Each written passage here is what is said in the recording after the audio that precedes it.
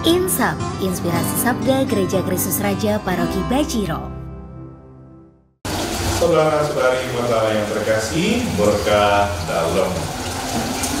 Hari ini kita akan merenungkan Injil Tuhan dari Injil Markus pasal 6 ayat 1 sampai 6b. Sekali peristiwa, Yesus tiba kembali di tempat asalnya dan murid-muridnya mengikuti dia. Pada hari Sabat, Yesus mengajar di rumah ibadat. Banyak orang takjub mendengar dia dan berkata, dari mana diperolehnya hal-hal ini? Hikmat apakah yang diberikan kepadanya?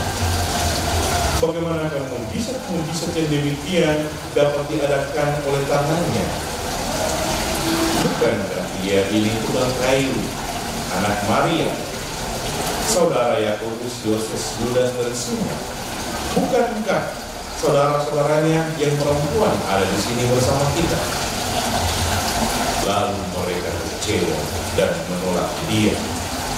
Yesus pun berkata kepada mereka, seorang nabi dihormati di mana-mana, kecuali di tempat asalnya sendiri, di antara kaum keluarganya dan di rumah. Yesus tidak dapat mengadakan satu mujizat pun di sana, kecuali menyembuhkan beberapa orang sakit dengan meletakkan tangannya di atas mereka. Yesus merasa heran karena mereka tidak percaya. Lalu Yesus berjalan berkeliling dari desa ke desa sambil mengajar. Demikianlah sabda terpujilah Yesus. Saudara-saudari umat Allah yang terkasih, berkah dalam. Ditolak itu memang sakit jika ditanya mengapa.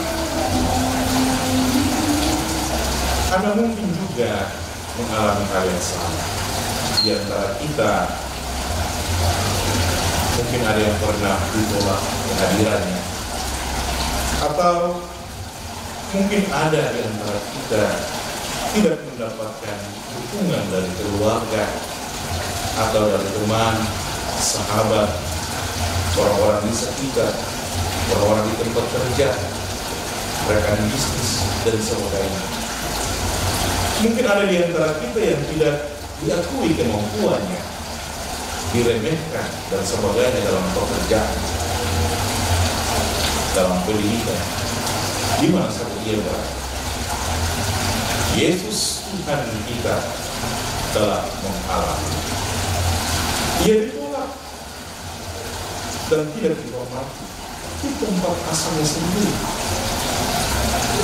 sehingga tidak banyak hal bisa yang dia lakukan di sana kecuali meletakkan tangannya di atas beberapa orang sakit dan mereka menjadi sembuh. Hasil semacam ini ada di antara kita. Yesus menunjukkan cara bagaimana kita mengatasinya.